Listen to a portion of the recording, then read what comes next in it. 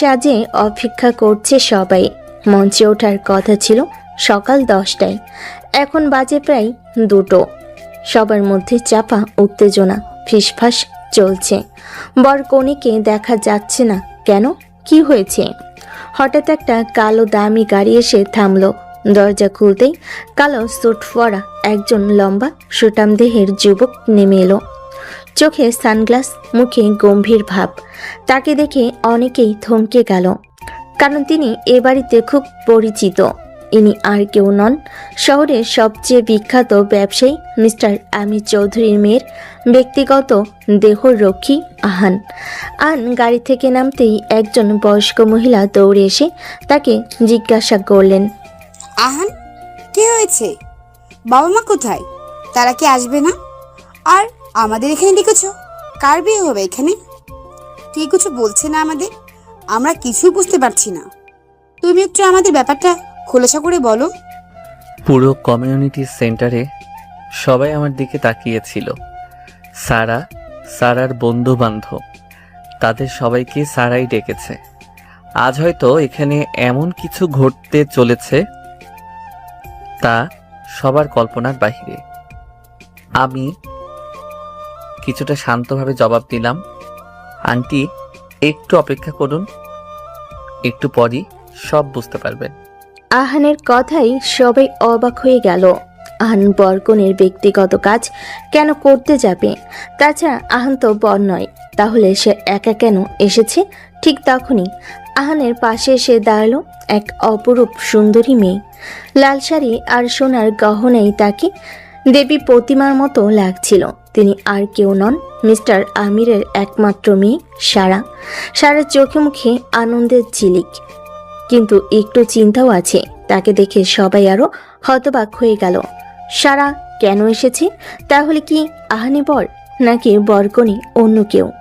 সারা মঞ্চে উঠে মাইক্রোফোন হাতে নিল।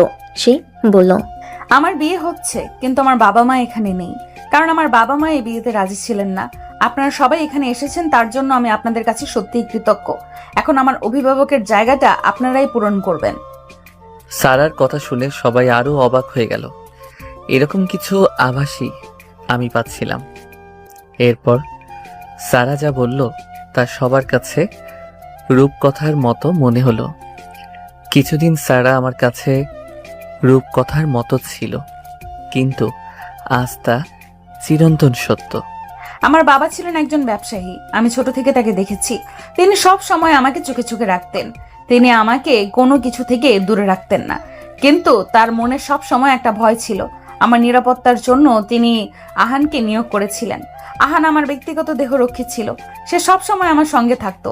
আমি যা করতাম সে তার সব খবর রাখতো। আমি যা বলতাম সে তা মেনে নিত।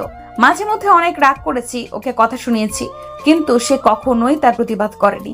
সব সময় সব রকমের বিপদ থেকে আমাকে রক্ষা করে আনতো। আমার জীবনে ঢাল স্বরূপ থেকেছে। আমার বাবা মা দুজনেই ব্যবসায়ী।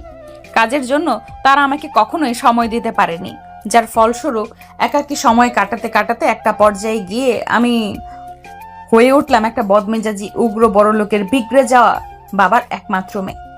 মানুষ আমাকে পছন্দ করতো না, বরং ঘৃণাই করত। কিন্তু আহান, সে আমাকে ঘৃণা করে আমাকে বোঝার চেষ্টা করেছে। সে আমাকে ঘৃণা না করে বোঝার চেষ্টা করেছে, আমাকে শান্ত করেছে। তার উপর থেকে আমাকে সম্পর্ক শুধু একজন দেহরক্ষী আর একজন ব্যবসায়ীর মেয়ে মধ্যে সীমাবদ্ধ ছিল না। ধীরে ধীরে আমরা একে অপরের কাছে আসতে থাকি। আমি আহানের মধ্যে একজন বন্ধু, একজন অভিভাবক এবং একজন ভালোবাসার মানুষকে খুঁজে পাই। কিন্তু আমার বাবা মা এই সম্পর্ক মেনে নিতে পারছিলেন না। তারা একজন দেহরক্ষীর সঙ্গে তাদের একমাত্র মেয়ের বিয়ে দিতে রাজি ছিলেন না। তারা আমাকে বোঝানোর চেষ্টা করলেন, কিন্তু আমি আমার সিদ্ধান্তে অনড় ছিলাম। আমার বাবা মা বুঝতে পেরেছিলেন যে আমি আহানকে কতটা ভালোবাসি। তারা আহানকে আরো অনেক কথা বললেন, কিন্তু আহান আমার পাশে থেকেছে। সে আমাকে সবসময় সাহস দিয়েছে।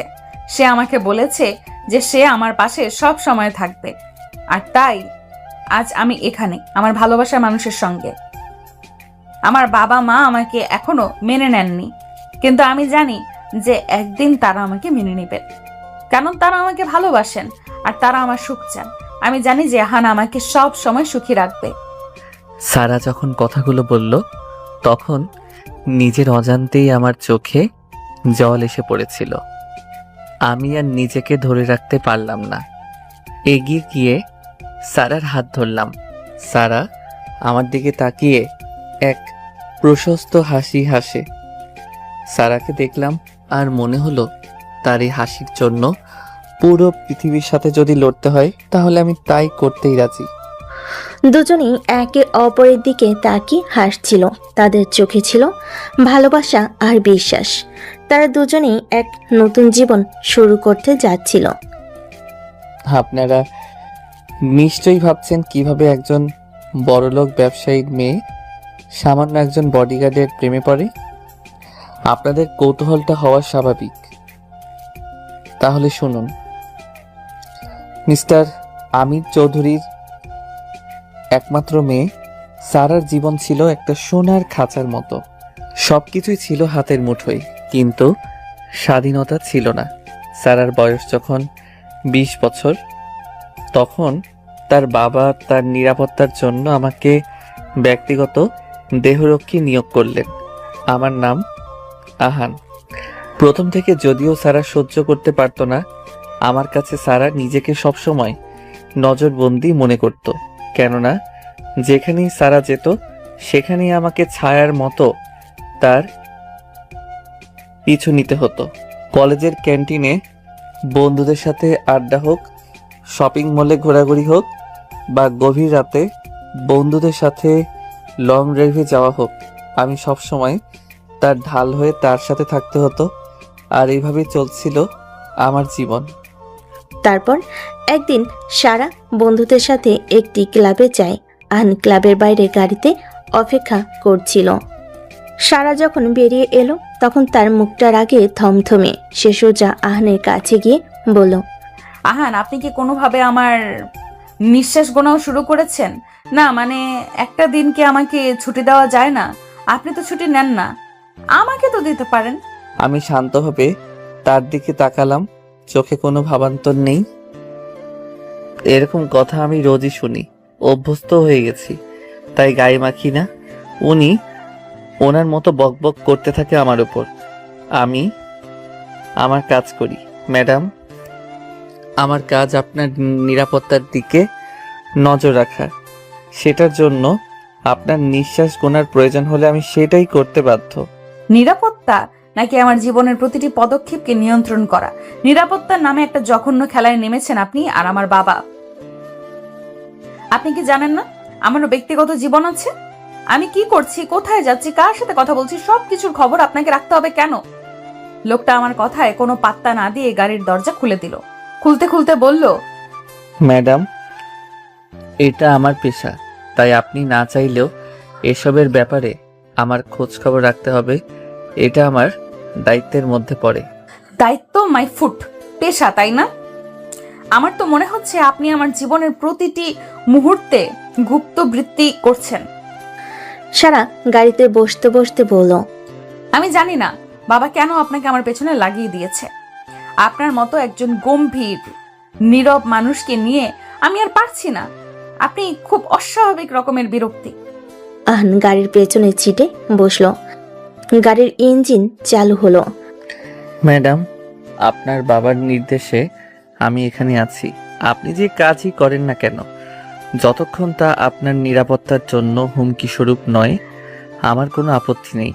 সারা রাগ তখন চরম আকার ধারণ করে।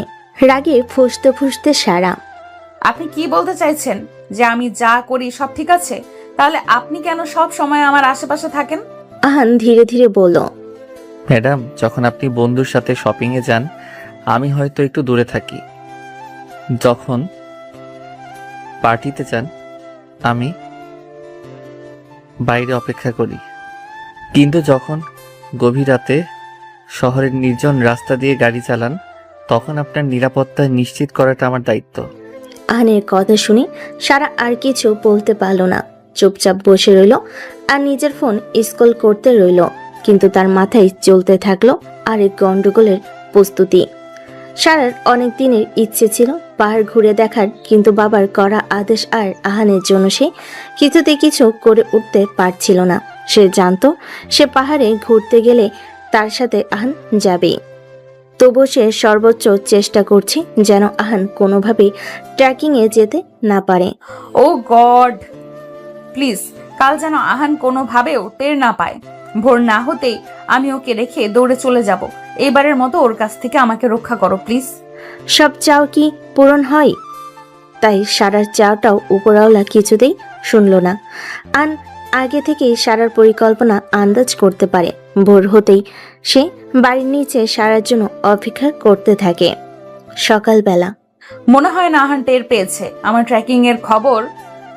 যেইভাবেই হোক আজ ওকে আমি ঘোল খাওয়াবই। এখন চট করে রেডি হয়ে যত তাড়াতাড়ি সম্ভব বেরিয়ে যাই, কারো টের পাবার আগেই। যেমন কথা তেমন কাজ। বাবা মাকে না জানিয়েই অ্যাডভেঞ্চারের প্রস্তুতি নিয়েছে সে। কাঁধে একটা ছোট্ট ব্যাকপ্যাক নিয়ে সারা সিঁড়ি বেয়ে নিচে নামছিল। মনে মনে সে এক ধরনের মুক্তি আর স্বাধীনতার আনন্দ অনুভব করছিল। কিন্তু বাড়ির গেটের কাছে এসে সে থমকে গেল। তার সেই আনন্দ মুহূর্তেই বিষণ্ণতার পরিণত হলো। সেখানে আহান দাঁড়িয়ে আছে, তার কাঁধেও একটা ব্যাকপ্যাক। আপনি আপনি এখানে কি করছেন? সারার কণ্ঠে বিস্ময় এবং বিরক্তি স্পষ্ট। উফো, এই লোকটা জানলো কিভাবে? আন শান্তভাবে তাকালো, তার মুখে কোনো ভাবান্তর নেই। ম্যাডাম, পাহাড়ে অনেক বিপদ, প্রায়ই অ্যাক্সিডেন্টের খবর শুনতে পাওয়া যায়। যদি কিছু হয়ে যায় আপনার, তখন স্যার আমাকে কথা শোনাবেন। তাই আপনার নিরাপত্তার জন্য আমিও যাচ্ছি। সারা রাত তখন আকাশ ছুঁয়েছিল। সে ভেবেছিল এই সুযোগে আহানের হাত থেকে মুক্তি মিলবে, কিন্তু তা হলো না। কিন্তু আপনি আমাকে ম্যাডাম ম্যাডাম বলা বন্ধ করুন। কি অদ্ভুত শোনায়। আর আপনি এসব কি বলছেন? কে আপনাকে যেতে বলেছে? আমি মরে যাব গিয়ে, তবুও আপনাকে আমার প্রয়োজন নেই। I can handle my self easily. আপনার বাবা, তিনি মনে করেন এই ধরনের সফরে আপনার ব্যক্তিগত দেহরক্ষীর প্রয়োজন। সারা তীক্ষ্ণ দৃষ্টিতে আহানের দিকে তাকালো। আপনি কি আমার বাবার গুপ্তচর, নাকি আমার জীবনের প্রতিটি মুহূর্তে গুপ্তচর বৃত্তি করছেন? আমি কখন কি প্ল্যান করছি সবকিছুর খবর আপনি কিভাবে জানেন? আহান শান্তভাবে বলল, ম্যাডাম, আপনার নিরাপত্তা নিশ্চিত করা আমার পেশা, আর এর জন্য যা কিছু জানার প্রয়োজন তা আমি জানতে পারি। সারা রাত তখন আর নিয়ন্ত্রণে ছিল না। আপনার কি মনে হয় আমি আপনাকে আমার জীবনে চাই? আপনি আমার শপিং এ থাকেন, আমার ক্লাসে থাকেন, এমনকি বন্ধুদের পার্টিতেও থাকেন, এখন পাহাড়ের উপরেও থাকবেন। আপনি কি আমার জীবনের প্রতিটি পদক্ষেপকে নিয়ন্ত্রণ করতে চান? আহান কোনো কথা না বলে গাড়ি দরজা খুলে দিল। ম্যাডাম, আপনার বন্ধুরা অপেক্ষা করছে, আমরা রওনা দিতে পারি। সারা গাড়িতে উঠে বসলো, কিন্তু তার মুখের বিরক্তি কমলো না। ড্রাইভিং করতে করতে হঠাৎ সারা বলে উঠল, আপনি কি জানেন না আমারও ব্যক্তিগত জীবন আছে? আমি কি করছি, কোথায় যাচ্ছি, কার সাথে কথা বলছি, সবকিছু আপনাকে জানতে হবে কেন? আমি কি কোনো অপরাধী? ম্যাডাম, আমার কাছে আপনার নিরাপত্তা একটি পেশা নয়, এটি আমার দায়িত্ব। আহান ধীরে ধীরে বলল, আর আমি আমার দায়িত্ব সব সময় পালন করি। এই ধরনের বিপজ্জনক জায়গায় আমার উপস্থিতি আবশ্যক। আপনার জীবনের কোনো ঝুঁকি আমি নিতে পারি না। এই কথা শুনে সারার চোখে তখন জল চলে এসেছিল। সে বলল, আপনার এই পেশা আমার জীবনটাকে এক খাঁচায় বন্দি করে ফেলেছে। আমি কোনোদিনও স্বাধীনভাবে কিছু করতে পারি না। আমি জানি না বাবা কেন আপনাকে আমার পেছনে লাগিয়ে দিয়েছেন। আহান গাড়ির ইঞ্জিন চালু করলো। সারার দিকে তাকে খারাপ লাগলো আহানের, তবে সে কিছু করতে পারল না। ম্যাডাম, আপনার বাবা আপনাকে ভালোবাসেন এবং আপনার নিরাপত্তার ব্যাপারে তিনি কোনো ঝুঁকি নিতে চান না। আমি শুধু তার সেই দায়িত্বটা পালন করছি। সারা জানতো এই বিতর্কে সে জিততে পারবে না। আর এর শান্ত আর যুক্তিসঙ্গত কথাগুলো তার রাগকে আরো বাড়িয়ে দিচ্ছিল। সে আর কোনো কথা না বলে জানালা দিয়ে বাইরে তাকিয়ে রইল।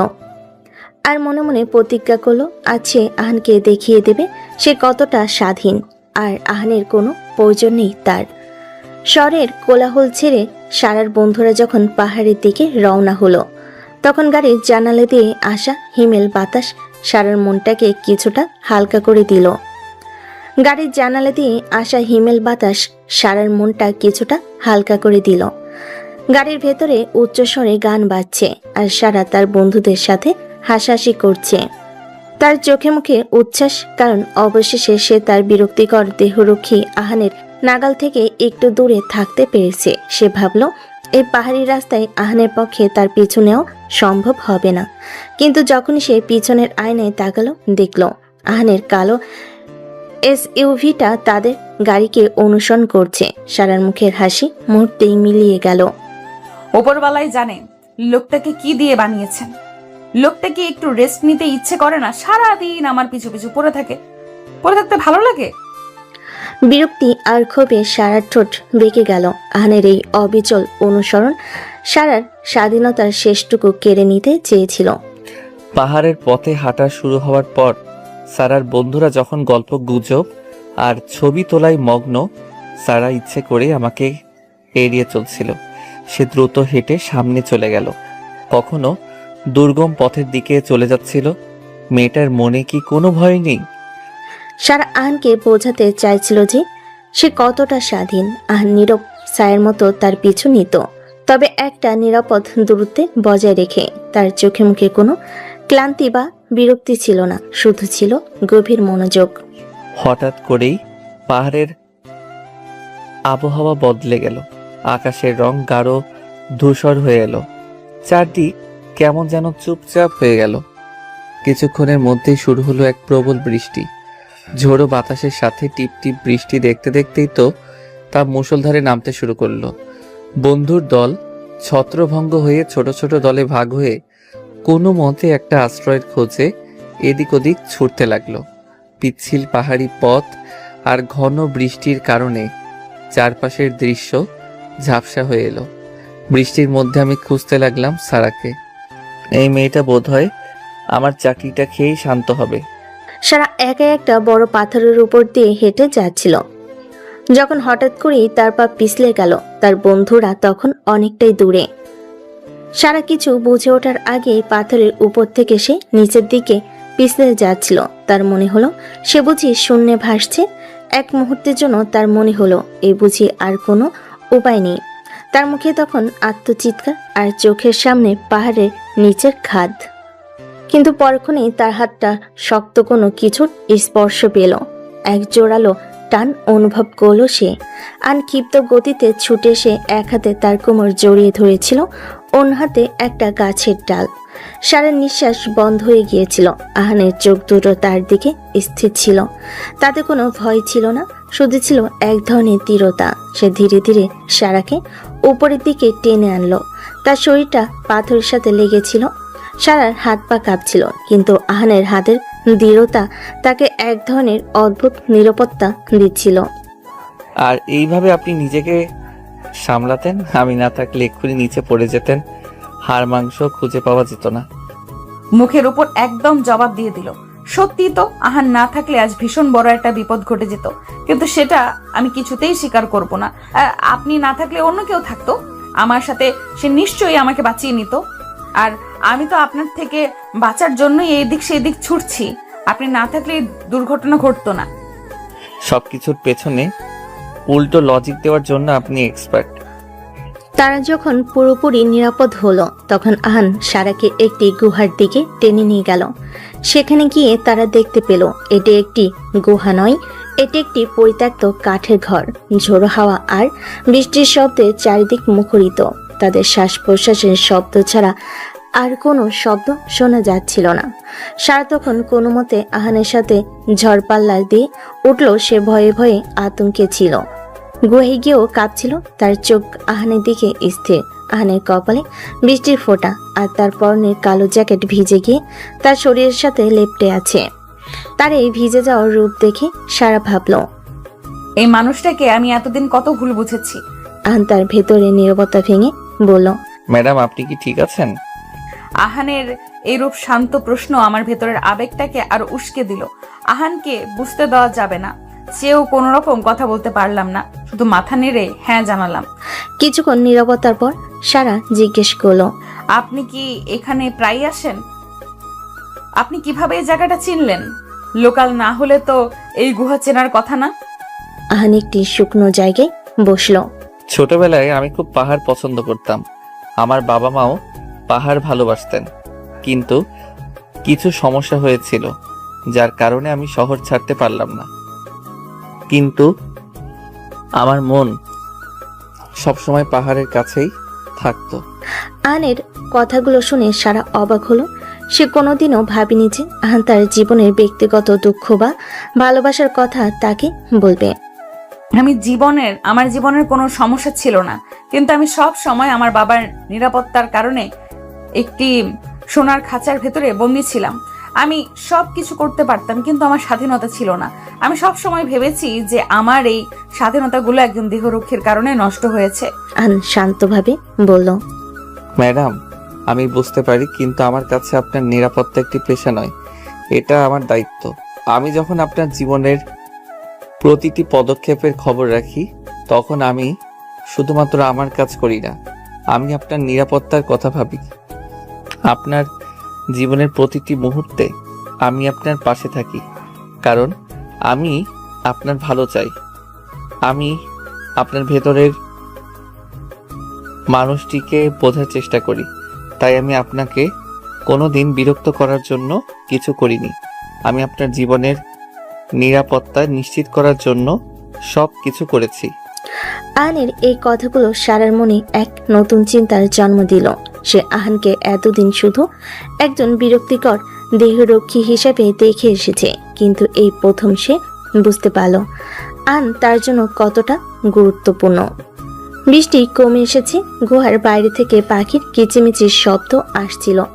গুহার বাইরে দাঁড়িয়ে তারা দেখল সবুজ পাহাড়ের উপর সূর্য আলো ছড়িয়েছে, যা সবকিছুকে নতুনভাবে আলোকিত করেছে। সেই মুহূর্তের দিকে তাকিয়ে সারা বুঝলো তাদের সম্পর্কটাও বদলে গেছে।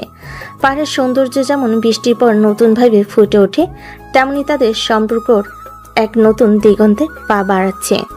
পরক্ষণে সারার ভেতরে আরেকটা সত্তা তাকে ভাবনা থেকে সরিয়ে ফেল। সারা আবারও তার আগের সত্তায় ফিরে গেল, যেখানে আহান শুধু তার স্বাধীনতার বক্ষক। কিন্তু মনের একটা জায়গায় আহান কোনো না কোনোভাবে ঠিকই তার জায়গা করে নিচ্ছিল তার অজান্তেই। সারা আহান পাহাড় থেকে ফিরে আসে, তার কিছুদিন সাধারণভাবে কাটতে থাকে। ইদানিং সারাকে আমার অন্যরকম লাগতে লাগতো। আগে আমাকে এড়িয়ে চলতো, কিন্তু এখন সে নিজেই আমাকে তার কাছে ডাকছে। সে তার ব্যক্তিগত সমস্যাগুলো, বন্ধুদের সাথে হওয়া ঝগড়া, এমনকি তার পছন্দের বই বা সিনেমার ব্যাপারেও আমার কাছে শেয়ার করত। ব্যাপারটা আমি খুব হজম করতে পারছিলাম না। এই মেয়ের মাথায় কি ফোন দিয়ে আটকিয়েছে সেই ভালো জানে। আহান সবসময় সারার কথা মনোযোগ দিয়ে তার কথা শুনতো এবং খুব শান্তভাবে নিজের মতামত জানাতো। তার প্রতিটি কথা ছিল যুক্তিপূর্ণ এবং গভীর, যা সারার মনকে দারুণভাবে প্রভাবিত করত। একদিন সারা তার কলেজের প্রজেক্ট নিয়ে খুব চিন্তিত ছিল। প্রজেক্টটা ছিল একটা মার্কেটিং প্ল্যান তৈরি করা, যা তার জন্য বেশ কঠিন ছিল। সে যখন তার ল্যাপটপ নিয়ে হতাশ হয়ে বসেছিল, তখন আহান এগিয়ে এলো। ম্যাডাম, কিছু সমস্যা হয়েছে? আহান জিজ্ঞেস করলো। সারা দীর্ঘশ্বাস ফেলে বলল, এই প্রজেক্টটা আমাকে পাগল করে ফেলবে। আমি কিছুই বুঝতে পারছি না। আপনি চাইলে আমি আপনাকে সাহায্য করতে পারি। সারা কটাক্ষ করে বলল, আমার প্রজেক্টে? আপনি কি আমার প্রজেক্টে সাহায্য করতে চান, নাকি এরও নিরাপত্তা দিতে চান? আহান তার কথায় কান না দিয়ে বলল, আমি সামরিক কৌশল নিয়ে পড়াশোনা করেছি। কিছু কিছু প্ল্যানিংয়ে তা কাজে লাগে, যদি অনুমতি দেন। সারা হেসে উঠল। আহান, আপনার আর আমার জগৎ আলাদা। আপনি বন্দুক নিয়ে খেলা করেন আর আমি বই নিয়ে। আপনার সাহায্য আমার দরকার নেই। ওকে, ঠিক আছে। আমি কিছু না বলে চলে গেলাম, কিন্তু কিছুক্ষণ পর দেখলাম সারা হতাশ হয়ে গেল। আমি জানি সারা আমার হেল্প নেবে না, তাই কৌশলে ওকে আমার সাহায্য করতে হবে। টেবিলের উপর কিছু গুরুত্বপূর্ণ রিসার্চ পেপারে কপি রেখে গেছে। সারা রাগ হলো, কিন্তু কৌতূহল হলো। সে পেপারগুলো পড়ে দেখলো এবং অবাক হয়ে গেল। আহানের দেওয়া তথ্য তার প্রজেক্টের জন্য এতটাই মূল্যবান ছিল যে সে আর আহানকে শুধুমাত্র একজন দেহরক্ষী হিসাবে দেখতে পারল না। মাঝে মধ্যে সারা আমার সাথে খুব মিশছে, কথা বলছে, আবার মাঝে মধ্যে ওনার আবহাওয়া বদলে যাচ্ছে, যে আমাকে তাকে নিয়ে বেশি ভাবাচ্ছিল।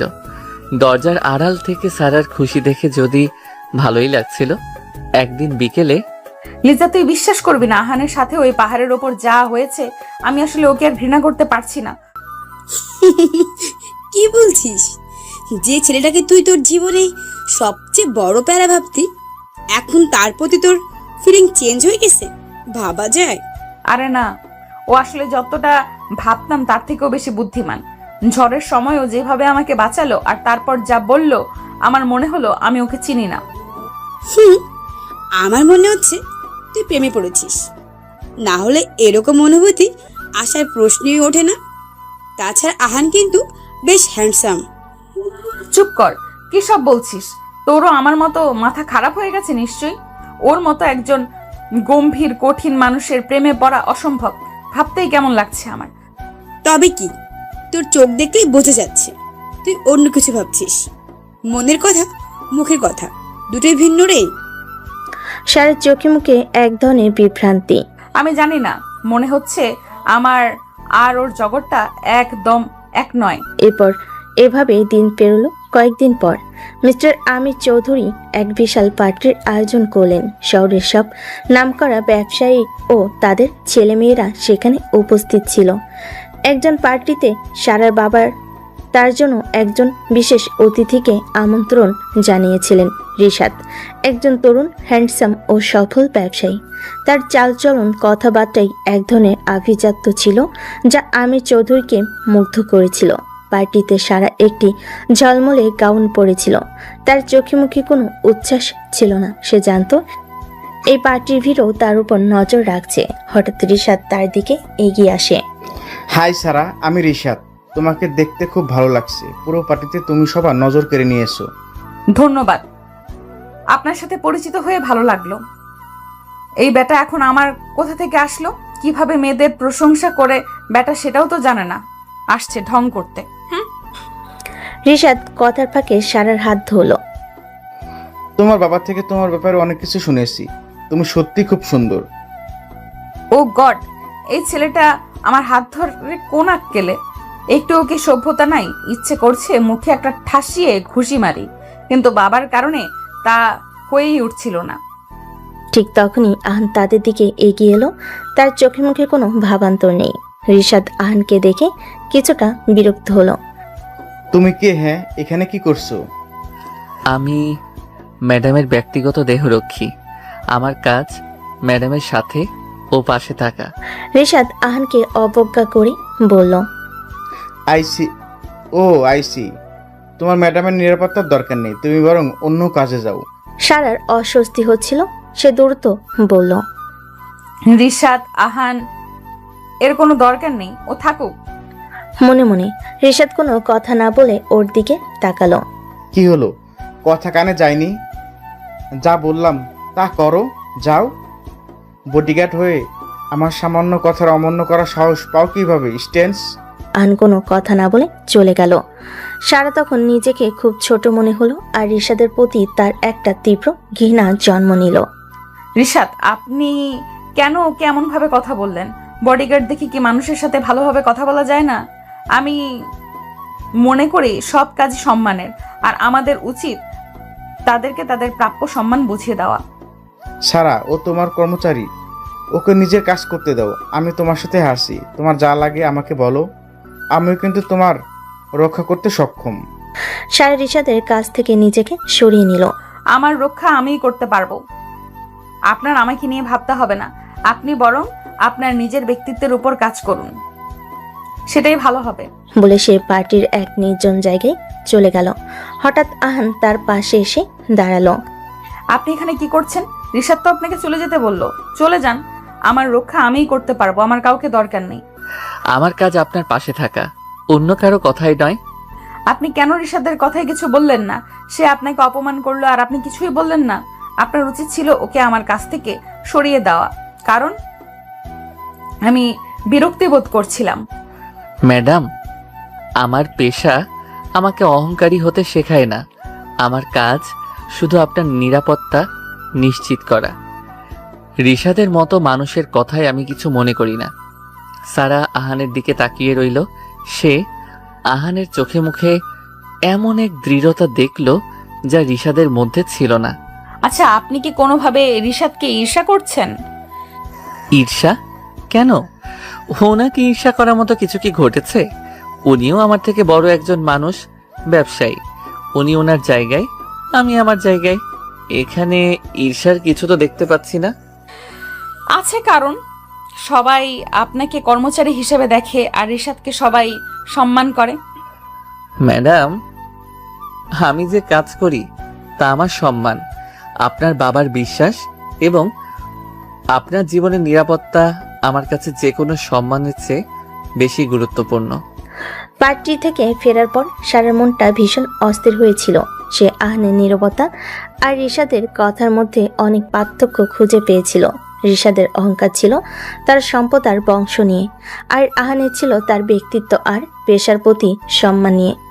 তবে কিছুদিন বাদে সারা তার বন্ধু লিজার সাথে শহরের একটি আর্ট গ্যালারিতে গিয়েছিল।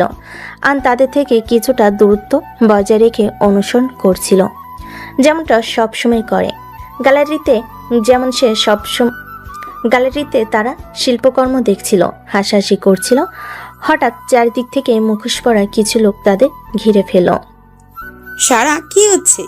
আমি তো কিছুই বুঝতে পারছি না। ওরা কারা? এখানে এভাবে মুখোশ পরে এসেছে কেন? সারা আর লিজা হতভম্ব হয়ে গেল। এক মুখোশ পরা লোক সারার হাত ধরে টানতে লাগলো। সারা চিৎকার করে উঠল, আহান! মুহূর্তের মধ্যে আহান কোথা থেকে যেন এসে পড়ল। আহানের চোখ আমার উপরে পড়ল। ও চোখের দিকে তাকালে বোঝা যাচ্ছিল তার পেশাদার নিস্তব্ধতার কোথায় যেন হারিয়ে গেছে। তার জায়গায় জন্ম নিয়েছে এক ধরনের দৃঢ়তা আর ভয়। সে কোনো কথা না বলে একের পর এক মুখোশ পরা লোকগুলোকে পরাস্ত করতে লাগলো। আহানের প্রতিটি আঘাত ছিল নিখুঁত আর দ্রুত। সে যেন একজন সৈনিক। তার কাছে শুধু একটি লক্ষ্য, তার প্রিয়জনকে রক্ষা করা। মুখোশ পরা লোকগুলোকে আহানের আক্রমণের মুখে টিকতে পারল না। তারা দ্রুত পালিয়ে গেল, কিন্তু আক্রমণের ভয় যেন আমার পিছু ছাড়ছিল না। ভয়ে পুরো শরীর কাঁপছিল। তার চোখ দুটো আহানের চোখে গিয়ে একদম স্থির হয়ে গেল।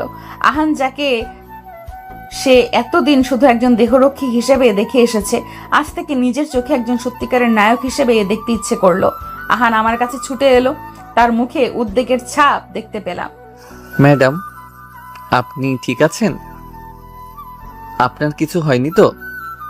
ঠিক এই ভয়ে আমি সারাদিন আপনার কাছে থাকি, পাশে থাকি। আপনি যতই বিরক্ত হন, তবুও এই ভয়ে আমি আপনাকে একা ছাড়তে পারি না। আপনি কেন বোঝেন না? আহানের কথা শুনে আমি আর চোখ শুকনো রাখতে পারলাম না। চোখ থেকে জল গড়িয়ে পড়ছিল অনবরত। নিজের অজান্তেই আহানের হাতটা শক্ত করে ধরলাম। আহানের হাতটা শক্ত আর গরম, যা সারাকে এক ধরনের নিরাপত্তা দিচ্ছিল। আমি ঠিক আছি আহান, আপনি আমাকে বাঁচিয়েছেন। লিজা তাদের দিকে তাকিয়েছিল। তার চোখে ছিল বিস্ময়। সে দেখছিল এই রূপ। আন শান্তভাবে বলল, লিজা, আমরা এখনই এখান থেকে চলে যাব, কোনো কথা নয়। আন সারাকে সাথে নিয়ে তার গাড়িতে বসলো। সারা তখনও কাঁপছিল। সে আহানের দিকে তাকিয়ে বলল, আহান, আমি আপনাকে ধন্যবাদ জানাতে চাই। আহান ধীরে ধীরে সারার হাত ধরল। তার চোখে গভীর আবেগ। ম্যাডাম, আপনার জীবন আমার কাছে আমার নিজের জীবনের চেয়েও বেশি গুরুত্বপূর্ণ। আপনার কোনো ক্ষতি হলে আমি নিজেকে ক্ষমা করতে পারতাম না। সারার মনটা এক গভীর আবেগে ভরে উঠল। সে বুঝতে পারছিল আনের এই কথাগুলো শুধুমাত্র একজন দেহরক্ষীর কথা নয়, এ একজন প্রেমিকের কথা। আপনি কি বাবাকে সব বলবেন? তাকে বললে কিন্তু সর্বনাশ হয়ে যাবে। আন একটি দীর্ঘশ্বাস নিল। আমি কিছু বলবো না, আপনিও কিছু বলবেন না। আপনার বাবা যদি কিছু জানতে পারেন, তবে তিনি আপনাকে আরো সুরক্ষিত করার জন্য কিছু ব্যবস্থা নেবেন, আর তা হয়তো আমাদের জন্য ভালো হবে না। সারা আহানের দিকে তাকিয়ে রইল। সে আহানের মধ্যে এমন এক দৃঢ়তা দেখতে পেল যা রিশাদের মধ্যে ছিল না। সে বুঝতে পারল এই নীরবতা আসলে তার সম্মানের প্রকাশ। তার প্রতিটি কথা সারার মনের ভিতর দেয়ালগুলো ভেঙে দিচ্ছিল। তাদের সম্পর্ক আরো গভীর হলো। তারা একে অপরের কাছে আসার কোনো কথা বলল না। তাদের চোখই আর নীরবতায় সব বলে দিচ্ছিল। তারা দুজনই জানতো তাদের এই গোপন সম্পর্ক একদিন হয়তো প্রকাশ হয়ে যাবে, কিন্তু সেই দিন পর্যন্ত তারা শুধু একে অপরের পাশে থাকতে চেয়েছিল। সারা নিরাপদে বাড়ি ফেরে আর নিজ দায়িত্বে সারাকে তার ঘর অবধি পৌঁছে দেয়। কিন্তু রাত গভীর হওয়ার পরেও সারার চোখে কোনো ঘুম ছিল না। সবাই ঘুমিয়ে পড়েছে, কিন্তু সারা ঘুমাতে পারছে না। সে তার বেলকনিতে এসে দাঁড়ালো। তার মনে হলো আহানের সাথে কথা বলাটা খুব প্রয়োজন। সে দেখলো আহান তার বেলকনি থেকে কিছুটা দূরে চুপচাপ দাঁড়িয়ে আছে। তার চোখে রাতের শহরের নিস্তব্ধতাকে দেখছে। সারা নিঃশব্দে নিচে নেমে এলো বাগানের দিকে। আহান তাকে দেখে সামান্য অবাক হলো, কিন্তু কোনো কথা বলল না। আহান, আমার ঘুম আসছে না। আপনিও কি আমার মতো নিঃসঙ্গ? ম্যাডাম, আপনি ভিতরে যান, রাত অনেক হয়েছে। আপনার নিরাপত্তা আমার কাছে সবচেয়ে গুরুত্বপূর্ণ। আপনার কি সব সময় আমার নিরাপত্তার কথাই মনে আসে? আমি মানুষ, আমারও অনুভূতি আছে, আমারও মন খারাপ হয়। আপনি কি জানেন না, বুঝতে পারেন না? আহান শান্তভাবে সারার দিকে তাকালো। জানি, আপনার প্রতিটি ছোট ছোট আবেগ, প্রতিটি পরিবর্তন আমি বুঝতে পারি। আমিও তো মানুষ, আমিও আপনার মতো একাকিত্ব অনুভব করি। সারার মনটা এক অজানা আনন্দে ভরে উঠল। এই প্রথম আহান তার মনের কথাগুলো বলল। আপনি কি কখনো কিছু স্বপ্নে দেখেছেন? কখনো কি ভেবেছেন এই কাজটা ছাড়া অন্য কিছু করবেন? একটি দীর্ঘশ্বাস নিল, চোখে এক ধরনের বিষাদ ফুটে উঠল। স্বপ্ন? ম্যাডাম, আমার মতো মানুষের জন্য স্বপ্ন এক বিলাসিতা। ছোটবেলায় আমি একজন পাইলট হতে চেয়েছিলাম। আকাশ আমার খুব প্রিয় ছিল, কিন্তু আমার পরিবারের পরিস্থিতি আমাকে এই পেশায় আসতে বাধ্য করেছে। আমি বুঝতে পারছি আহান, আমারও একই অবস্থা। আমার কোনো আর্থিক সমস্যা না থাকার পরেও কোনো স্বাধীনতা নেই জীবনে। আমি আপনার মতো একজন স্বপ্নকে বিসর্জন দিয়েছি। তার দুজন কিছুক্ষণ নীরব রইল। আহান বুঝতে পারছিল সে সারার জীবনে একটি গুরুত্বপূর্ণ অংশে পরিণত হচ্ছে। আর সারাও বুঝতে পারছিল আহানের এই গভীরতা, তার নিস্তব্ধতা আর হৃদয়ে দুর্বলতা। আহানের প্রতিটা কথা সারার হৃদয়ে এমনভাবে দাগ কাটল যে সে তার আবেগকে আর ধরে রাখতে পারল না। সে বুঝতে পারল আহানের নীরবতা আসলে তার সম্মানের প্রকাশ।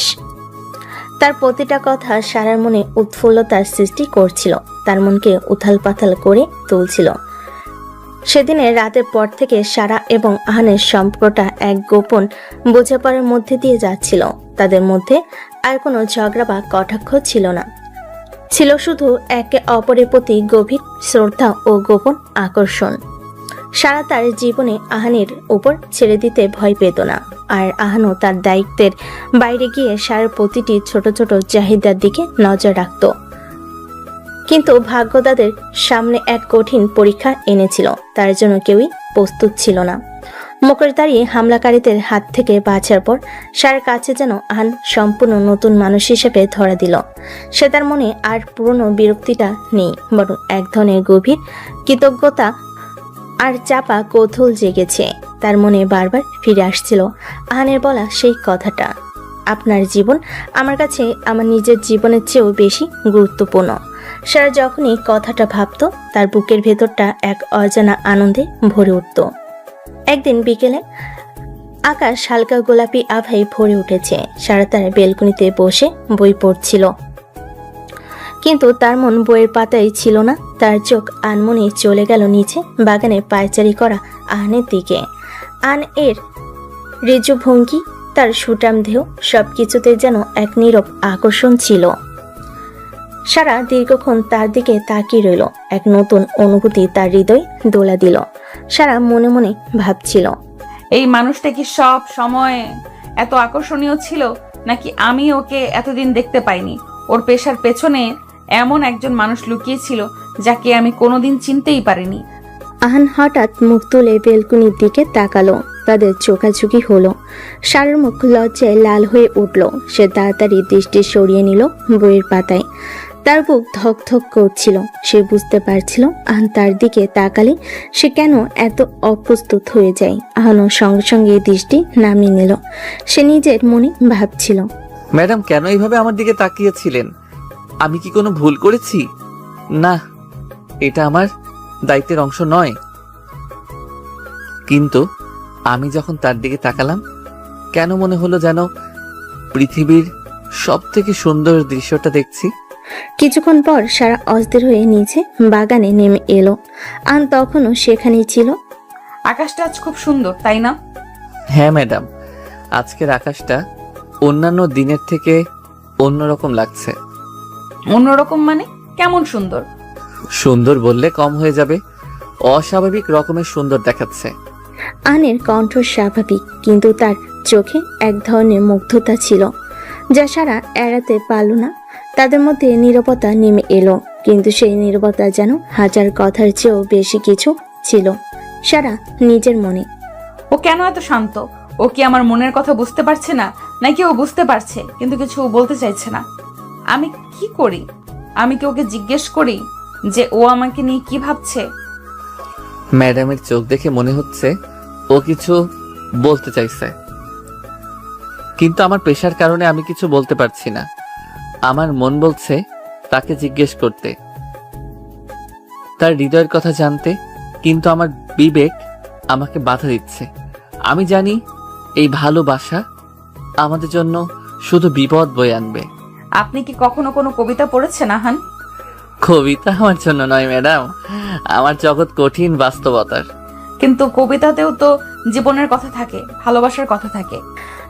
বলতে বলতে সারার গলা স্বর সামান্য কেঁপে গেল। আন সারার দিকে তাকালো, তার চোখে এক গভীর দৃষ্টি। কিছু অনুভূতি ভাষায় প্রকাশ করা যায় না ম্যাডাম, সেগুলো শুধু অনুভব করা যায়। সারার মনে হলো আহানের এই একটি কথা যেন তার হৃদয়ে সব জমানো কথা কেড়ে নিল। সে বুঝতে পারছিল শুধু সে একা নয়, আহানের মনেও একই ধরনের আলোড়ন সৃষ্টি হয়েছে। লজ্জায় তার মুখ আবার লাল হয়ে উঠল। অপ্রত্যাশিত সান্নিধ্য। সেই রাতে বিদ্যুৎ চলে যাওয়ায় সারা তার ঘরে একা বসেছিল। চারিদিকে ঘুটঘুটে অন্ধকার। হঠাৎ দরজায় নক করার শব্দ। কে কে ওখানে এত রাতে আমার রুমে? আবার কে আসলো? সে মুখোশধারী না তো? আমি ম্যাডাম, আপনার জন্য একটা পাওয়ার ব্যাংক এনেছি। আহানের কণ্ঠ শুনে আমার বুকে এক অদ্ভুত উত্তেজনা কাজ করলো। এত রাতে এই ঘুটঘুটে অন্ধকারে ও আমার জন্য কিছু নিয়ে এসেছে। এই চিন্তাটাই আমার মনকে অন্যরকম ভালো লাগায় ভরিয়ে দিল। আমি দ্রুত গিয়ে দরজা খুললাম। দরজা খুলতেই দেখলাম আহানের হাতে একটা ছোট পাওয়ার ব্যাংক, আর তার মোবাইলের আলো তার মুখটা আচ্ছা দেখাচ্ছিল। এই সামান্য আলোতেও আহানের চোখের গভীরতা আমাকে ভীষণভাবে আকর্ষণ করছে। আমার মনে হলো ও শুধু আমার দেহরক্ষী নয়, ও আমার সব। তুমি কেন এলে?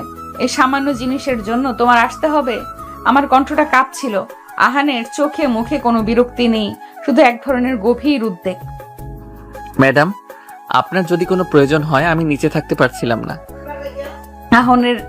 আহানের এই কথা শুনে আমার বুকটা ধকধক করে উঠল।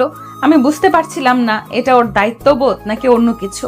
অন্ধকারে আমরা দুজনে নীরব, কিন্তু একে অপরের উপস্থিতি অনুভব করছিলাম। হঠাৎ বাইরে বৃষ্টি শুরু হলো। দমকা হাওয়ায় ব্যালকনির দরজা খুলে গেল। আমি চমকে উঠলাম। আহান দ্রুত এগিয়ে গিয়ে দরজাটা বন্ধ করলো। আমাদের শরীর সামান্য স্পর্শ করলো একে অপরকে। সেই স্পর্শে যেন আমার শরীরে এক বিদ্যুৎ খেলে গেল। আমি তাড়াতাড়ি কয়েক পা পিছিয়ে এলাম। আমার মুখ লজ্জায় লাল হয়ে উঠল। আমার মনে হলো আহান কি আমার মনের কথা বুঝতে পারছে। বিদ্যুৎ চলে যাওয়ার পর আমি নিচে অস্থির হয়ে পায়চারি করছিলাম। ম্যাডামের ঘরের দিকে আমার চোখ ছিল। এই অন্ধকারে একা একা উনি কি করছেন? আমার ডিউটি শুধু বাইরে থেকে দেখা নয়, তার খেয়াল রাখা। আমি দ্রুত একটা পাওয়ার ব্যাংক হাতে নিয়ে তার দরজায় গেলাম। ম্যাডাম দরজা খুললেন। মোবাইলের আলোতে তার মুখটা দেখলাম। এতটাই সুন্দর লাগছিল যে আমি এক মুহূর্তের জন্য আমার সব দায়িত্ব ভুলে গিয়েছিলাম। ম্যাডামের বলা প্রতিটা কথা আমার বুকে গভীর দাগ কাটছিল। তুমি কেন এলে? তিনি যখন বললেন, আমার মনে হলো তিনি শুধু জানতে চাইছেন না, তিনি চান আমি তার কাছে থাকি। আমি নিজেকে সামলে নিয়ে শুধু আমার পেশার কথা বললাম, আপনার যদি কোনো প্রয়োজন হয়। হঠাৎ যখন বৃষ্টি আর বাতাসে দরজা খুলে গেল, আমি দ্রুত এগিয়ে গেলাম। আমার শরীরের সাথে তার সামান্য স্পর্শ হলো। আমার সারা শরীরে শিহরণ খেলে গেল। ম্যাডামের শরীরটা যেন বিদ্যুৎ প্রবাহ। আমার মন বলল তাকে জড়িয়ে ধরতে, কিন্তু আমার পেশা আমাকে বাধা দিল। আমি দ্রুত দরজা বন্ধ করে সরে এলাম। আমার বুকে তখন ভীষণ উত্তেজনা। আমি নিজেকে প্রশ্ন করলাম, আহান, তুমি কি করছো? তোমার কি কোনো লজ্জা নেই? তুমি একজন সাধারণ দেহরক্ষী, আর তিনি একজন রাজকন্যা। তোমাদের সম্পর্ক অসম্ভব। যখন বিদ্যুৎ ফিরে এলো তখন আমি বুঝলাম এই সামান্য সময়ের মধ্যে আমাদের মধ্যে এক নতুন সম্পর্ক তৈরি হয়েছে। এই সম্পর্কটা শুধু চোখে চোখে আর নীরবতায় সীমাবদ্ধ। বিদ্যুৎ চলে যাওয়ার সেই রাতটা আমার জীবনের সবচেয়ে স্মরণীয় রাত হয়ে থাকবে। আহানের সাথে কাটানো সেই নীরব মুহূর্তগুলো আমার হৃদয়ে এক নতুন জায়গা তৈরি করেছে। আমার মনে হতো আমার সমস্ত জগৎটা যেন আহানের চোখের মধ্যে সীমাবদ্ধ। ওর প্রতিটি চাহনি, প্রতিটি নীরবতা আমাকে এমনভাবে টানছিল যা আমি আগে কখনো অনুভব করিনি। কয়েকদিন পর আমার সবচেয়ে প্রিয় বান্ধবীদের একজন মিম তার বাড়িতে একটি ডিনার পার্টির আয়োজন করে। আমি জানতাম আহান সেখানেও আমার সঙ্গী হবে, এবং এই প্রথম আমি ওর উপস্থিতিতে কোনো বিরক্তি অনুভব করিনি, বরং আমার মনে এক ধরনের আনন্দ ছিল। আমি সুন্দর একটা কালো গাউন পরে তৈরি হয়েছিলাম। যখন আমি নিচে নামছিলাম দেখি আহান গেটের কাছে দাঁড়িয়ে আছে। ওর চোখে মুখে এক ধরনের মুগ্ধতা দেখলাম। ম্যাডামকে যখন গাড়িতে নিয়ে যাওয়ার জন্য তৈরি হলাম তখন তাকে দেখে আমি এক মুহূর্তের জন্য যেন সব ভুলে গেলাম। তিনি যে এত সুন্দর হতে পারেন তা আমার কল্পনার বাইরে ছিল। তার এই রূপ দেখে আমার মন বলল, আহান, তুমি কি তার সাথে সম্পর্ক স্থাপন করছো? তোমার কি কোনো লজ্জা নেই? কিন্তু আমার চোখ তার থেকে দূরে সরে গেল না। আহান আমাকে দেখে গাড়ির দরজা খুলে দেয়। আহান যখন গাড়ির দরজা খুললো, আমাদের আঙুল স্পর্শ করলো। আমাদের দুজনেই কিছুটা চমকে গেলাম। আমি বুঝতে পারছিলাম আমাদের মধ্যে এক অদৃশ্য দেওয়াল ধীরে ধীরে ভেঙে পড়ছে। হঠাৎ স্পর্শ হওয়ায় আমার শরীরের মধ্যে দিয়ে একটা বিদ্যুৎ প্রবাহ চলে গেল। আমার বুকটা কেঁপে উঠল। আমাকে আবারও চমকে দিয়ে ম্যাডাম প্রশ্ন করে উঠলেন, আহান, আমাকে কি দেখতে ভালো লাগছে? ওর চোখে কোনো উত্তর ছিল না, শুধু ছিল গভীর প্রশংসা। আমি খুব শান্তভাবে উত্তর দিলাম, ম্যাডাম, আপনি সব সময় সুন্দর। আমার মনে হচ্ছিল এই কথাগুলো আমার পেশার বাইরের কথা, কিন্তু আমি নিজেকে ধরে রাখতে পারলাম না। আমার এই কথাগুলো শুনে তিনি কেমন লজ্জা পেলেন যে আমার মনকে আরো বেশি আনন্দ দিল। ওর এই কথায় আমার মুখটা লজ্জায় লাল হয়ে গেল। আমি গাড়িতে বসলাম, আর আমার মনে হলো আমি শুধু একজন সাধারণ মেয়ে নই, আমি আহানের কাছে এক বিশেষ কেউ। ম্যাডাম যখন আমার পাশে বসেছিলেন তখন আমার মনে হচ্ছিল আমাদের মধ্যে কোনো পার্থক্য নেই। তিনি একজন ধনী পরিবারের মেয়ে, আর আমি একজন সাধারণ দেহরক্ষী। কিন্তু ভালোবাসার কোনো সামাজিক মর্যাদা নেই। যখন আমরা মিমের বাড়িতে পৌঁছালাম তখন ম্যাডাম আমাকে বললেন, আহান, তুমিও ভেতরে এসো। আমি অবাক হয়ে গেলাম। আমি তাকে বোঝানোর চেষ্টা করলাম, ম্যাডাম, আমার কাজ বাইরে অপেক্ষা করা। কিন্তু তিনি জোর করলেন আর বললেন, তুমি আমার ব্যক্তিগত সঙ্গী, তুমি আমার নিরাপত্তার জন্য এখানে আছো। তোমাকে বাইরে রেখে আমি স্বস্তিতে থাকতে পারবো না। বাধ্য হয়ে আমি তার কথা মেনে নিলাম। আমি তার পাশে গিয়ে বসলাম। তিনি আমাকে তার বন্ধুদের সাথে পরিচিত করালেন। তার বন্ধুরাও আমার প্রতি খুবই ভালো ব্যবহার করলো। আমি বুঝতে পারছিলাম ম্যাডাম আমার জন্য সবকিছু করছে যাতে আমি তার পাশে থাকতে পারি। মিমের বাড়িতে আজ আমার মনটা কেন জানি অস্থির লাগছিল। সবাই হাসছে, কথা বলছে, কিন্তু আমি নিজেকে এই কোলাহলের মাঝেও একা অনুভব করছিলাম। আমার পাশে ছিল, এটাই আমার একমাত্র স্বস্তি। আমি ওকে সবার সাথে পরিচয় করিয়ে দিয়েছিলাম, আর আমার মনে হচ্ছিল আহানের মতো একজন মানুষ কেন এত আভিজাত্যের মাঝেও এত সহজ হতে পারে। ওর চোখে গভীরতা আমাকে বারবার টানছিল। আমার বন্ধুরা আমাকে নিয়ে মজা করছিল, কিন্তু আমি তাতে কান দিচ্ছিলাম না। আমি শুধু আহানের দিকে তাকিয়েছিলাম। আমার মনে হচ্ছিল ও আমার পাশে না থাকলে আমি এই পার্টির মাঝে নিজেকে অসহায় অনুভব করতাম। হঠাৎ আমার এক বন্ধু আমাকে জিজ্ঞেস করলো, সারা, আহানের মতো একজন গম্ভীর মানুষকে তোমার ভালো লাগে? আমি তার দিকে তাকিয়েছিলাম আর আমার মন তখন আহানের দিকে ছিল। আমার মনে হচ্ছিল আহান কি আমার মনের কথা বুঝতে পারছে। আমি তখন তাকে বললাম, আহান তুমি কি বুঝতে পারছো আমার কোনো আর্থিক সমস্যা নেই, কিন্তু আমারও কোনো স্বাধীনতা নেই। তখন আমার মনটা খুব কষ্ট পেল। আমি বুঝতে পারছিলাম ম্যাডামের মনের কথা। তিনি আমাকে তার জীবনের কথা বলছেন, আর আমি তার পাশে থাকতে পারছিলাম না। আমি তখন তাকে বললাম, ম্যাডাম আমি বুঝতে পারি। ম্যাডামের মুখে এক ধরনের আনন্দ দেখতে পেলাম। আমার মনে হলো আমরা দুজনেই একই পথের পথিক, যদিও আমাদের জীবন আলাদা।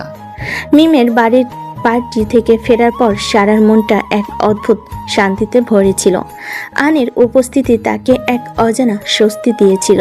সে বুঝতে পারছিল তার জীবনের সবচেয়ে বড় আশ্রয় আহান। সে রাতে সবাই ঘুমিয়ে পড়ল, সারা ঘুমাতে পারল না। তার মনটা ছিল এক অস্থির ঢেউয়ের মতো, যা তাকে টেনে নিয়ে এলো বাগানের শান্ত পরিবেশে। চাঁদের আলোয় যখন সারা বাগানের লনে এসে বসলো, তার চোখ পড়ল কিছুটা দূরে দাঁড়িয়ে আহানের উপর। তার মুখে চাঁদের আলো এসে পড়েছে, আর সারা দেখলো সেই পরিচিত নিস্তব্ধতায় মিশে গেছে এক ধরনের গভীর বিষণ্ণতা। সারের হৃদয়ের ভেতর যেন এক অজানা আকর্ষণ কেঁপে উঠল। সারার ভেতরটা যেন এক অজানা আকর্ষণে কেঁপে উঠল। সে ভাবল, এই মানুষটা কেন এত নীরব? ওর মনে কি কোনো স্বপ্ন নেই? ও কি আমার মতোই তার জীবনের সব ইচ্ছে কি বিসর্জন দিয়েছে? সে বুঝতে পারছিল তাদের দুজনের জীবনের পথ ভিন্ন হলেও তাদের মনের অনুভূতি একই। এই উপলব্ধি তাকে আহানের কাছে নিয়ে গেল। সারা যখন তার সামনে গিয়ে দাঁড়ালো, আহান চমকে উঠল, কিন্তু তার মুখে কোনো ভাবান্তর হলো না। আহান আপনি কি কখনো চাঁদের দিকে তাকিয়ে কথা বলেছেন? আহান সামান্য অবাক হয়ে সারার দিকে তাকালো। তার মনের ভেতর হাজারো কথার ভিড় করে এলো। সে শুধু বলল, ম্যাডাম আমি শুধু আমার ডিউটি করি। তার কণ্ঠস্বরে এক ধরনের দূরত্ব ছিল, যা সারাকে কষ্ট দিল, দমাতে পারল না। আমি বুঝতে পারছি আপনি শুধু আপনার কাজ করেন, কিন্তু আমি কি আপনার সাথে একজন সাধারণ বন্ধু হিসেবে কথা বলতে পারি না? আহানের চোখে এক ঝলক বিষাদ দেখা গেল। তার মনের ভেতরটা চিৎকার করে বলতে চাইছিল, আমি তোমার বন্ধু হতে চাই ম্যাডাম, কিন্তু আমি জানি আমার পেশা আমাকে সেই সুযোগ দেয় না। সে জানে তাদের দুজনের জগৎ আলাদা। এই ভালোবাসা কোনো ভবিষ্যৎ নেই, এই ভালোবাসার কোনো ভবিষ্যৎ নেই, আছে শুধু যন্ত্রণা। ম্যাডাম আমরা দুজন ভিন্ন জগতের মানুষ। ভালোবাসার কোনো জগৎ নেই আহান, শুধু হৃদয়ের কথা থাকে। সারার এই কথাগুলো আহানের সব প্রতিরোধ ভেঙে দিল। তার পেশাদারি সীমানা আর আবেগের বাঁধন যেন একই মুহূর্তে ভেঙে পড়ল।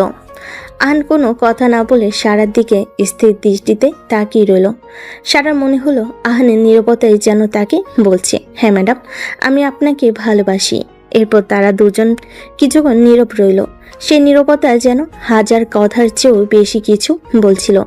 তারা দুজনেই বুঝতে পারছিল তাদের দুজনের মন একই পথে চলছে, এবং তাদের এই গোপন ভালোবাসা একদিন হয়তো প্রকাশ হয়ে যাবে। বাগানে সেই রাতের পর সারা ও আহানের সম্পর্কটা এক গোপন ভালোবাসার বাঁধনে জড়িয়ে গেল। তাদের প্রতিটি নীরব মুহূর্ত প্রতিটি চোখের ইশারাতেই ছিল এক গভীর বোঝাপড়া। কিন্তু তাদের এই গোপন সম্পর্ক বেশি দিন গোপন থাকলো না। একদিন বিকেলে সারা বেলকনিতে বসে বই পড়ছিল, আর নিচে বাগানে ছিল তার পেশাগত দায়িত্ব পালন করছিল। হঠাৎ সারা দেখতে পেল তার বাবা বাগানে এসেছেন, তার সাথে অন্য একজন পুরুষও আছে। সারার মনটা কেন জানি ভয় পেল। আহান তাকে দেখল, তার চোখে এক ধরনের নীরব সতর্কতা। মিস্টার আমির চৌধুরী সোজা আহানের দিকে এগিয়ে গেল। তার চোখে মুখে তীব্র ক্ষোভ। তিনি কিছু না বলে সোজা আহানের দিকে তাকালেন। আহান তুমি কি ভাবছো? তোমার কি কোনো লজ্জা নেই? আহানের মুখের রং মুছে গেল। সে নিজেকে শক্ত করে দাঁড়ালো। তুমি আমার কর্মচারী, তোমার কাজ হলো আমার মেয়ের নিরাপত্তা নিশ্চিত করা, তার সাথে সম্পর্ক স্থাপন করা নয়। আমি তোমাকে আমার বাড়ি থেকে বের করে দেবো। সারা দ্রুত আহানের সামনে এসে দাঁড়ালো। বাবা আপনি কি বলছেন? আহান কোনো দোষ করেনি, তাকে কেন বাড়ি থেকে বের করে দিবেন আপনি? সারা তুমি চুপ করো, আমি জানি সে কি করেছে। আহান তুমি আমার বাড়ি থেকে এখনই চলে যাও, তোমার আর কোনো দরকার নেই। সারা এবং আহান দুজনেই হতবাক হয়ে গেল। তাদের ভালোবাসা কি এখানেই শেষ হয়ে যাবে? আহান কি তাদের ভালোবাসা বাঁচানোর জন্য কিছু বলবে, নাকি সে নিজের পেশা এবং সম্মান রক্ষার্থে এই স্থান ত্যাগ করবে? বাবা যখন আহানকে বের করে দেওয়ার কথা বলছিল, তখন সারার মনে এক অজানা ভয় ছিল। আহানের সাথে তার ভালোবাসার গভীরতা সে বুঝতে পারছিল, কিন্তু বাবা তাদের মেনে নেবেন কিনা তা নিয়ে সে চিন্তিত ছিল। সেই রাতে সে ঘুমাতে পারল না। তার মনটা আহানের কাছে যাওয়ার জন্য অস্থির হয়ে উঠল। তারদের নিচে এক প্রতিশ্রুতি। সেদিন রাতে আমি নিঃশব্দে ব্যালকনিতে এসে দাঁড়ালাম। চারপাশে অন্ধকার, আকাশ ভরা তারা, কিন্তু আমার বুকের ভেতর কেবল একটাই আলো, আহান। আমার মনে হচ্ছিল আহান আমার জন্য সবকিছু করতে পারে, কিন্তু আমি কি তার জন্য লড়তে পারবো? আমি কি বাবাকে বোঝাতে পারবো যে আহান আমার কাছে কেবল একজন দেহরক্ষী নয়, সে আমার নিঃশ্বাস, আমার প্রাণ? দূরে তাকাতেই দেখলাম আহানও আমার দিকে তাকিয়ে আছে। তার চোখে একরাশ বিষণ্ণতা, যেন নীরব ভাষায় আমার মনের সমস্ত কথা পড়ে নিচ্ছে। আমি এগিয়ে গেলাম তার দিকে। আমাদের মধ্যে কোনো শব্দ নেই, অথচ নীরবতার ভেতরেই যেন হাজার অপ্রকাশিত অনুভূতি গুঞ্জন করছে। ম্যাডাম, আপনি কি ঠিক আছেন এত রাতে এখানে? আমি জানি না আহান, আমি ঠিক নেই। খুব ভয় হচ্ছে আমার। সে আমার হাত ধরলো, তার স্পর্শে দৃঢ়তা, আশ্বাস, যেন ঝড়ের ভেতরেও নিরাপদ আশ্রয়। আপনি কেন ভয় পাচ্ছেন? আমি আছি আপনার পাশে। আহানের কণ্ঠে অটল প্রতিশ্রুতি। আমার চোখ ভিজে গেল। থেমে থেমে বললাম, আহান, আমার বাবাকে আমাদের মেনে নেবেন? আমাদের কি সত্যি কোনো ভবিষ্যৎ আছে? আহান কোনো উত্তর দিল না। কোনো উত্তর না দিয়েই সে আমাকে তার বুকের কাছে টেনে নিল। তার হৃদস্পন্দন যেন বলছিল, আমি আছি, আমি আছি। ম্যাডাম, আমি আপনাকে কখনো একা ছাড়বো না। আমি লড়বো আপনার জন্য, আমাদের জন্য। আপনি নিশ্চিন্তে থাকুন। তার কথা শুনে আমার ভেতরটা এক অদ্ভুত শান্তিতে ভরে গেল। আমি তার বুকে মুখ লুকিয়ে রাখলাম। মনে হলো এই পৃথিবীর সবচেয়ে নিরাপদ আশ্রয় আমার আহানের বুক। আমি সারাকে আলতো করে জড়িয়ে ধরলাম। মনে মনে বললাম, আহান, তুমি ভুল করছো। তাকে ভালোবাসা তোমার উচিত নয়। কিন্তু তার চোখের জল আমার বুক ভিজিয়ে দিচ্ছিল, যা আমাকে বারবার বুঝিয়ে দিচ্ছিল এই ভালোবাসা পাপ নয়, এই আমার সত্যি। ম্যাডাম, আমি প্রতিশ্রুতি দিচ্ছি, আমি আপনার পাশে থাকবো শেষ পর্যন্ত, যা কিছুই হয়ে যাক না কেন। সেই মুহূর্তে আমি আর কিচ্ছু চাইনি, শুধু চাইছিলাম সময়টা থেমে যাক। আকাশের তারা গিয়ে আমাদের এই আলিঙ্গনকে আশীর্বাদ করুক।